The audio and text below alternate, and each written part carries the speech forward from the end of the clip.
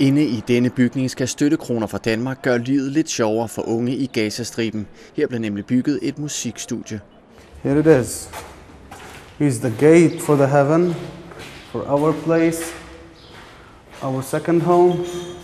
Ayman Makhamis er både rapper og centerleder for Sharik Youth Forum, der har fået til opgave at stable ungdomscentret på benene.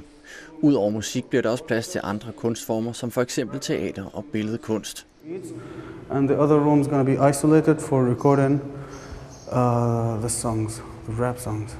Lige nu ser det ikke ud af meget, men i løbet af sommeren bliver huset klar med øvelokaler, plads til workshops og ikke mindst husets vigtigste organ, musikstudiet.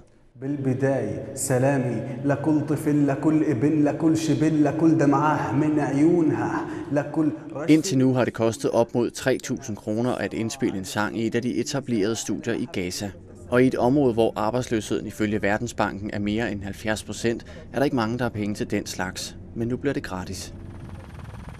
Pengene til det nye kulturhus kommer herfra, Roskilde Festival, og de går især til etablering af rummene og køb af udstyr. Den lange, mangeårige blokade, som området har befundet sig i, hvor man kan sige, der har vi fundet det relevant med musikken som udgangspunkt, som jo også er vores eget udgangspunkt, at række en hånd ud og være med til at give et større råderum.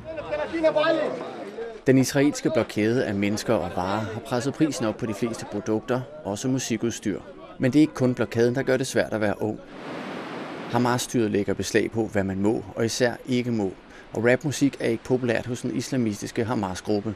Den har blandt andet stoppet flere hip-hop-koncerter på det seneste.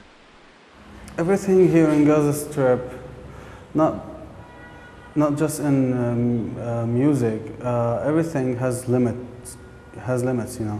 So not everyone allowed to do whatever he wants, even outside the world.